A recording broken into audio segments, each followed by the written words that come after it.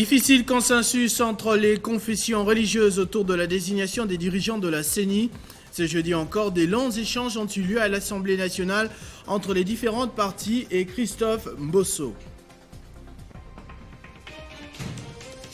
Olive Lembe Kabila pour une justice pour tous. Ce mercredi, à l'occasion du lancement de la branche juridique de sa fondation, elle a appelé le président de la République à veiller sur une justice effective, gage d'un véritable état de droit. À l'occasion de la journée mondiale consacrée pour la lutte contre l'hépatite, une sensibilisation a eu lieu à Kinshasa ce jeudi autour de cette maladie qui tue au moins une personne toutes les 30 secondes, selon l'Organisation mondiale de la santé.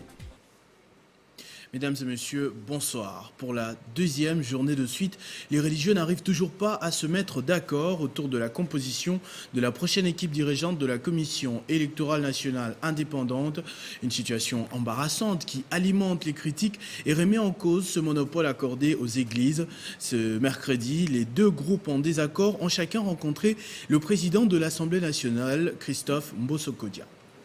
Après l'échec du consensus sur la désignation du président de la Commission électorale nationale indépendante, les deux ailes des confessions religieuses ont été reçues tour à tour par le président de l'Assemblée nationale, Christophe Mbosso Kodia, pour essayer de trouver un compromis. Mais au sortir de l'audience, les 6 confessions religieuses refusent de confirmer les dépôts, mais disent être ouverts à la discussion avec les catholiques et les protestants. Mais je crois que c'est très tôt de dire qu'on ne doit pas se voir ou on doit se voir. Je vous laisserai plutôt la largesse d'observer et de voir si on arrivera à nous mettre ensemble pour cette raison ou pas. On peut ne pas se mettre ensemble pour cette raison, mais pour le reste des choses, on est ensemble et on restera ensemble. Entre-temps, les 2 autres confessions sont sorties de l'audience sans rien dire à la presse, selon l'article 17 de la charte constitutive des confessions religieuses. Seuls le président et le vice-président, respectivement l'ASENCO et l'ECC, peuvent engager la composante. Dans ce cas, que fera l'Assemblée nationale et le président de la République quand on sait qu'en juillet 2020, le président Félix-Antoine Tshisekedi Tshilombo avait refusé de nommer Ronsard Malonda à la tête de la CENI pour cause que les PV de désignation n'étaient pas signés par la SENCO et l'ECC qui engagent cette plateforme.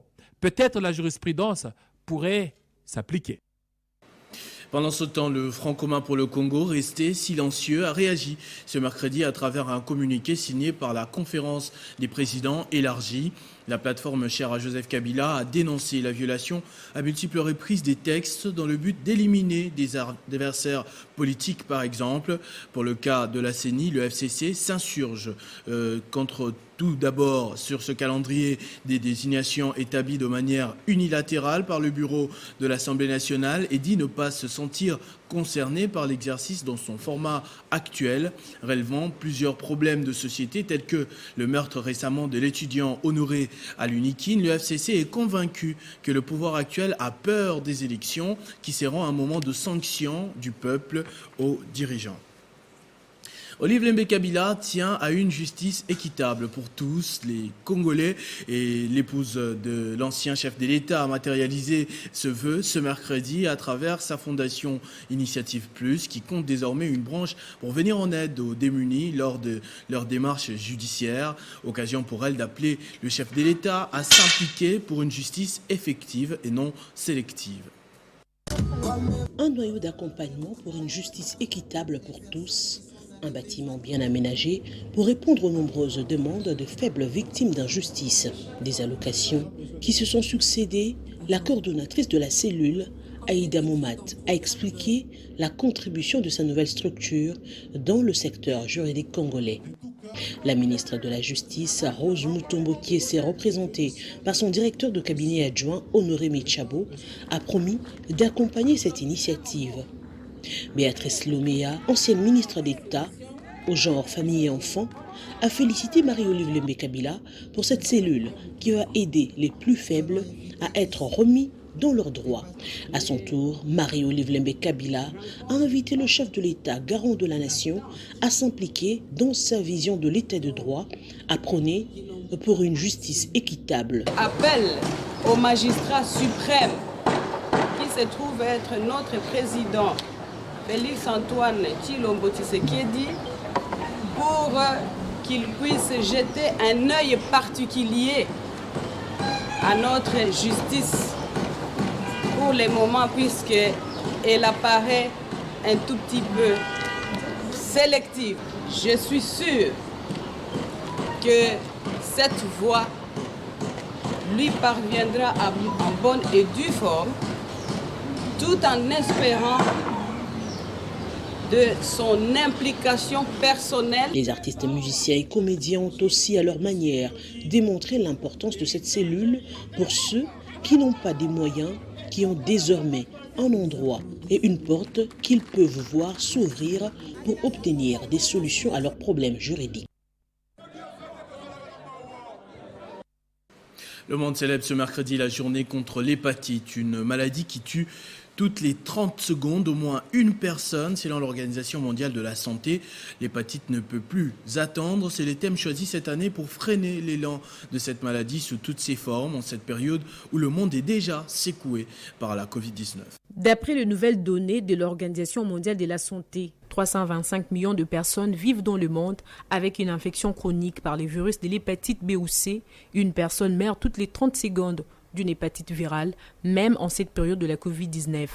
En Afrique, 71 millions de personnes sont contaminées par l'hépatite B et C et la République démocratique du Congo n'est pas épargnée de ces maladies qui traduisent des inflammations du foie. Pourtant, cette maladie n'est pas connue par la majorité des Congolais, ce qui fait que l'hépatite virale puisse représenter un défi sanitaire majeur nécessitant une urgence. Et notre objectif, c'est quoi? Il est de 3 axes. C'est de sensibiliser à tous les niveaux, nous appelons ça à tous azimuts, c'est-à-dire que même le personnel socio-professionnel, les politiciens, les hommes de la société civile, les hommes et les femmes de la société civile, ainsi de suite. Et partout où nous serons, nous allons sensibiliser dans toutes les 516 zones de santé de la République. Le deuxième axe, c'est quoi? C'est la valorisation de notre système sanitaire, dont la base, c'est la zone de santé. La zone de santé, nous en avons 516 et je ne pense pas qu'il y en a 10 qui fonctionnent convenablement. Et donc, nous devons vraiment remettre à jour cet outil de travail très important dans la lutte contre les maladies. Parce qu'effectivement, la zone de santé, c'est là qu'on fait la riposte contre les maladies. Le troisième axe, c'est de nous prendre en charge nous-mêmes. Une journée instituée par les Nations Unies pour sensibiliser les grands publics, l'avertir des risques causés par cette pandémie et renforcer les mesures afin d'améliorer l'accès aux services de dépistage et des traitements. Le jardin zoologique de Kinshasa, on voit de récupérer sa robe d'antan, celle-là qui faisait sa fierté au cœur de l'Afrique. L'initiative est du nouveau ministre du Tourisme, Modero Simba, avec le financement du Front pour la promotion du tourisme. Le lancement officiel de ces travaux aura lieu demain. Ce soir, nous recevons M. José Noël Cheke, qui est le directeur de cabinet adjoint justement du ministre du Tourisme. Bonsoir. Bonsoir, M. Christopher. Alors, première question d'entrée de jeu. En quoi consisteront vraiment ces travaux au niveau du jardin zoologique de Kinshasa? Parce que dans les proches souvenirs, il ne reste pratiquement plus rien. Même les cages et les habitations des animaux ne tiennent plus la route. D'abord, merci de l'opportunité nous offerte, c'est-à-dire le ministère national du tourisme, pour annoncer cette bonne nouvelle aux Kinois en particulier et aux Congolais en général. Ces complexes historiques, touristiques, ces hauts lieux des rendez-vous culturels, mais aussi touristiques, qui jadis faisaient la fierté de notre capitale, a perdu ses lettres de noblesse. Voilà qu'aujourd'hui, le gouvernement s'est lancé dans une ambition très soutenue de pouvoir réhabiliter un grand nombre de sites touristiques à travers le pays. Et la journée de demain, jeudi, 29 juillet, va donc marquer le coup d'envoi, non seulement de la réhabilitation du jardin botanique en tant que site touristique, mais ça va donner le go à une série de réhabilitations des infrastructures touristiques telles qu'elle avait annoncé lors de l'investiture du gouvernement, son Excellence Monsieur le Premier ministre Sama Lukonde, Ainsi, cette ambition est bien portée par le ministre Modero Ntimba.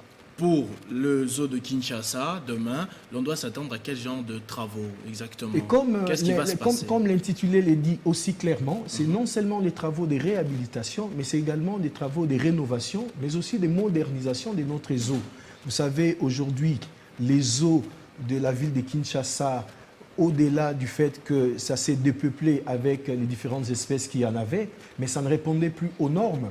Et c'était également en proie en ce qui concerne la spoliation de son site. Mais les travaux vont d'abord moderniser tout ce qui est infrastructure construite au niveau du zoo pour faciliter d'abord un meilleur accès du zoo, parce qu'aujourd'hui les zoos se retrouvent dans un environnement assez congestionné. Il faut décongestionner cet environnement, mais également ouvrir d'autres entrées modernes, réaménager les sites intérieurs, mais également adapter les conditions d'accueil des animaux dans notre zoo, parce qu'il faut avouer que ça ne répond plus aux conditions. Et les travaux sont prévus pour combien de temps exactement? Parce que généralement, et l'on devra s'attendre à quel genre d'ouvrage? C'est-à-dire des travaux, d'abord, ça va s'étaler, c'est en 3 phases. La première phase concerne d'abord la phase de la sécurisation du site du zoo, parce que le site est plutôt à plus de 30-40% spolié. Donc il faut d'abord sécuriser les sites par une clôture moderne, aménager les allées pour visiteurs, aménager des aires de stationnement, et la seconde phase constituera à la construction des habitations pour les animaux qui vont être repeuplés au niveau du zoo, et réorganiser également les différentes structures d'accueil, notamment des restaurants, des espaces d'accueil, parce que la prochaine étape, ça va être le développement de ce qu'on va appeler les complexes mixtes, zoo et jardin botanique, qui par la suite va être relié par une passerelle. Et là, vous aviez dit ce qui va se passer, mais vous n'avez pas donné le temps exactement. Le timing, la première phase des travaux, c'est déjà pour 90 jours, c'est-à-dire en ce qui concerne les aménagements des allées, la clôture, les portiques et la sécurisation de tous les complexes. Ici, l'occasion de lancer un appel pour décourager tous ceux qui, depuis plusieurs années, se sont adonnés les luxes de pouvoir spolier les terrains du zoo. Aujourd'hui, l'État a repris ses droits. Avec le leadership de Modero Ntimba comme ministre du Tourisme, l'État va récupérer tous ces terrains au niveau du zoo. Est-ce que vous permettez aux Congolais de croire réellement à cette modernisation? Quelles sont les garanties que vous avez qui peuvent pousser les Congolais à croire que ces travaux vont aboutir? Parce qu'on a des situations comme ça, un peu ici dans la ville de Kinshasa, le grand marché, pas très loin de là, on a fermé pour des travaux, mais ça traîne, on ne voit pas les images, on ne sait pas ce qui se passe. Est-ce que les scénarios risquent de se répéter au niveau du zoo de Kinshasa? Et vos apaisements, la garantie, c'est d'abord l'engagement du chef de l'État, parce que c'est une volonté clairement affirmée, portée également par le Premier ministre. Et aujourd'hui, quand on dit des gouvernements des guerriers, et effectivement, c'est un gouvernement des guerriers, parce que le président de la République a fixé un cap, il faut améliorer les conditions de vie des Congolais, et le ministre Modero Ntimba n'entend pas faire le contraire dans son secteur. Mais laissez-moi aussi vous dire en termes de garantie, longtemps, très mal gérer les fonds de promotion du tourisme. Aujourd'hui, les finances justement. Aujourd'hui, le fonds de promotion du tourisme va réellement servir à quelque chose, parce que les Kinois, tout comme les Congolais, vont voir les premiers ou la première infrastructure touristique réhabilitée directement avec les financements du fonds de promotion du tourisme. Merci beaucoup, Monsieur Josu Noël Cheke. Je rappelle que vous êtes le directeur de cabinet adjoint du ministre national du tourisme, Monsieur Modero Ntimba. Merci beaucoup, Monsieur Christopher. Merci. Le programme Kin Bopeto porte ce fruit à travers les différentes communes de la capitale. À Maluku, son bourgmestre Jacques Epiana ne baisse pas les bras. Il a disponibilisé la logistique pour dégager les ordures des caniveaux et ceux de ses administrés et a procédé au remblayage de l'érosion qui a emporté plusieurs habitations. Après l'opération Maluku Ngenga, le bourgmestre Jacques Epiana a lancé encore l'opération Sukola Maluku pour évacuer tous les sacs de déchets ménagers ou domestiques de ses administrés via des camions.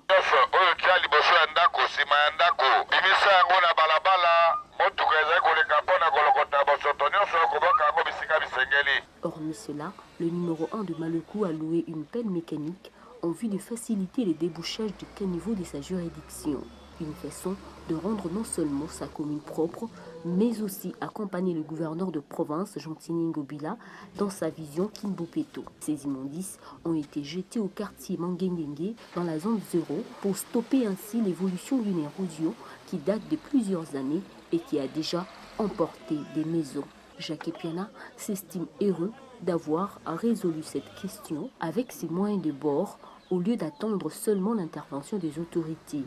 D'où la satisfaction des populations riveraines. C'est ce qu'on attendait. L'initiative prise par le bourgmestre concernant cette érosion est bonne et à féliciter. Nous souhaitons qu'il poursuive avec cet élan. Que Dieu lui bénisse et qu'il ne se fatigue pas pour nous aider et sauver nos résidences. Ce n'est qu'un début, il doit continuer. Le bourgmestre de Maluku reste déterminé pour redorer son image et travailler pour son développement. Dans le souci de concilier les vues entre les différents acteurs politiques de la région, Laurent Batumona a été mandaté par le président de la République pour une tournée de paix dans le Sankourou. Sur place, il rencontre différentes personnalités et forces vives. Dans l'objectif de rassembler tous les Sankourois, le président de la République, Félix-Antoine Tshisekedi Tshilombo, a mandaté Laurent Batumona pour une mission de réconciliation des grands leaders politiques de cette province. Pour Laurent Batumona, c'est une mission réussie par rapport au message du président Félix Tshisekedi qui veut que la paix règne dans la province. Depuis un certain temps, le Sankourou est en proie à une instabilité institutionnelle. Ainsi, il a choisi Laurent Batumona pour consulter les uns et les autres afin de trouver une solution durable. Laurent Batumona a fait la ronde de la ville de Lodja, où il a rencontré le gouverneur Stéphane Mukumadi et le député national Lambert Mende au Malanga. Avec eux, ils ont eu des échanges fructueux, d'abord par téléphone, où Lambert Mende a apprécié la mission de son frère Laurent Batumona, qu'il présente comme un allié de taille pour l'union sacrée de la nation. En sa qualité de coordonnateur général des forces politiques et sociales alliées à l'UDPS, Laurent Batumona a eu à visiter les cadres et militants de la Fédération Lodja 2 sur autorisation du secrétaire général Augustin Kabouya. Il leur a demandé de demeurer vigilants par rapport à l'application de la vision du chef de l'État pour dénoncer les perturbateurs de la République. Parce qu'on dit l'union fait la force. Quand vous êtes unis, vous pouvez multiplier beaucoup d'énergie qui vont donner des meilleurs résultats. Au terme de sa mission, Laurent Batumona, autorité morale du mouvement de solidarité pour le changement, MSC en sigle, il a installé le comité provincial de Lodja et a remis un lot de chaises roulantes à titre symbolique aux handicapés réunis au sein de leur association. Des échanges autour du plaidoyer institutionnel en faveur des activités de campagne de distribution gratuite des moustiquaires imprégnés d'insecticides ont eu lieu au Lualaba dans le cadre de la lutte contre le paludisme. Fifi Masuka a rassuré aux responsables nationaux de la PNLP et toute l'assistance de sa volonté ferme pour la réussite de cette opération. La salle de conférence du gouvernorat de la province du Lualaba a servi de cadre à une séance de plaidoyer institutionnel en faveur des activités de la campagne de distribution gratuite des moustiquaires imprégnés d'insecticides à longue durée d'action. La cérémonie s'est déroulée en présence du gouverneur intérimaire, de quelques membres du gouvernement provincial, dont le ministre local de la Santé et les responsables de différentes institutions impliquées. La campagne de distribution gratuite des moustiquaires imprégnés d'insecticides à longue durée d'action s'inscrit parmi les activités de lutte contre le paludisme.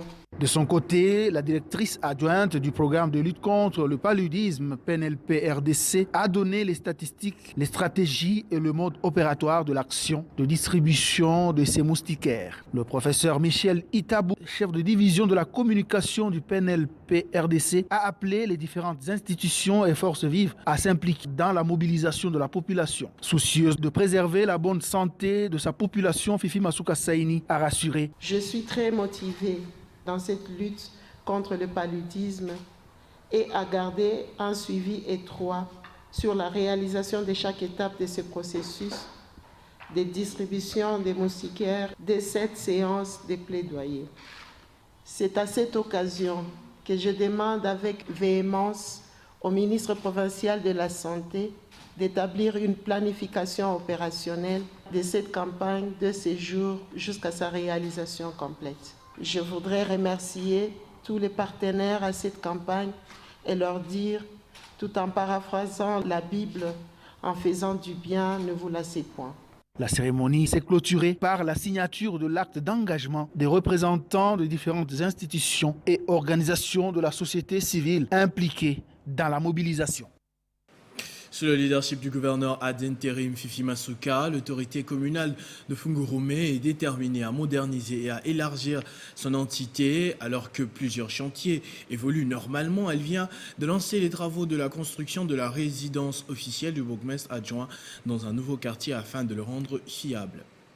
L'élargissement de la commune de Fungurume est l'un des objectifs que poursuit le bourgmestre Christian Mokonto.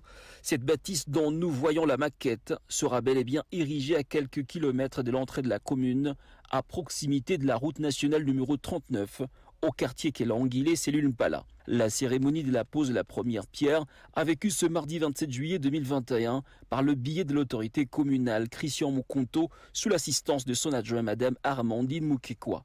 Il s'agit justement de la résidence officielle du bourgmestre adjoint de la commune de Fungurume. Nous sommes en train de répondre à un impératif qui a été inscrit dans notre budget de 2021 que nous sommes en train d'exécuter. Et dans notre programme et dans notre vision, nous voulons que Fungurume puisse progresser vers Nguba. Donc ici il y a beaucoup d'espace et ça va nous permettre d'agrandir la commune de Fungurume au lieu que tout puisse se confiner dans l'ancienne agglomération. La construction de cet édifice dans ce nouveau quartier rendra très viable cette partie de Fungurume et les habitants s'en réjouissent. Du projet. Merci à l'autorité provinciale. Nous avons souffert ici. Ce tronçon était juste une brosse. Ce projet de réhabilitation que nous venons de voir venir est très encourageant et nous glorifions Dieu. Ce désenclavement vient de prouver que le gouvernement provincial nous reconnaît. Quand nous voyons cette maquette, nous voyons la lumière apparaître, que le bourgmestre ne se fatigue pas, qu'il fasse le même geste dans d'autres communes de Fungurume. La société locale Tujenge Congo, qui est à pied d'œuvre, rassure que la fin de ces travaux totalement financés par la dite commune interviendra dans pratiquement 6 mois. Ce journal est terminé, je vous en rappelle tout de suite les principaux titres. Difficile consensus entre les confessions religieuses autour de la désignation des dirigeants de la CENI. Ce mercredi encore, des longs échanges ont eu lieu à l'Assemblée nationale entre les différentes parties et Christophe Mbosso Kodia. Olive Lembe Kabila pour une justice pour tous. Ce mercredi, à l'occasion du lancement de la branche juridique de sa fondation, elle a appelé le président de la République à veiller sur une justice effective, gage d'un véritable état de droit. À l'occasion de la journée mondiale consacrée pour la lutte contre l'hépatite, une sensibilisation a eu lieu à Kinshasa ce jeudi autour de cette maladie qui tue au moins une personne toutes les 30 secondes, d'après l'Organisation mondiale de la santé. À tous et à toutes, merci de votre attention soutenue. Restez fidèles au programme de votre chaîne Télé 50. Vivez heureux, vivez 100 ans.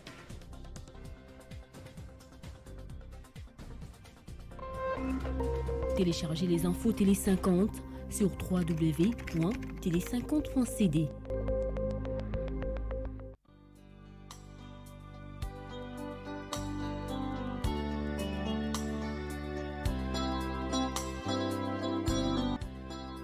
Le programme des obsèques de M. Mwamba Kawaya Cardozo se présente comme suite. Mercredi 28 juillet 2021, arrivée de la dépouille mortelle via l'aéroport international d'Enjili et sa mise à la morgue de l'hôpital du Cinquantenaire. Du jeudi 29 juillet au 3 août 2021, ouverture d'un livre d'or dédié à l'enregistrement de messages de condoléances adressés à la famille du défunt.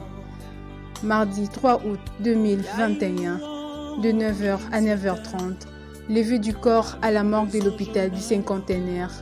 De 9h30 à 11h45, hommage, dépôt des gerbes de fleurs, témoignages, lecture de sa biographie et mots des circonstances prononcés par l'un de ses enfants. De 11h45 à 15h, départ pour l'inhumation du corps au cimetière des Nécropoles 1 entre ciel et terre. De 15h30 à 17h, bain de consolation pour les autorités et hommes d'affaires à la salle VIP Via Nova Event Center 6, numéro 4630, au croisement des avenues de la Science et Prince de Liège, commune de la Gombe, tandis que tous les membres de la famille ainsi que les proches parents seront reçus à la résidence familiale 6, route Matadi numéro 35, quartier Macampagne, commune d'Engaliema à Kinshasa. Notez bien, il a été demandé à tout le monde d'observer scrupuleusement les mesures barrières en vue d'endiguer la propagation de la pandémie de Covid-19, notamment le port obligatoire de masques, lavage de mains avec le gel alcoolique pendant toute la durée des obsèques. Pour la commission chargée de l'organisation matérielle et logistique du deuil, le général Kanyama Chishiko Bilolo Célestin, coordonnateur.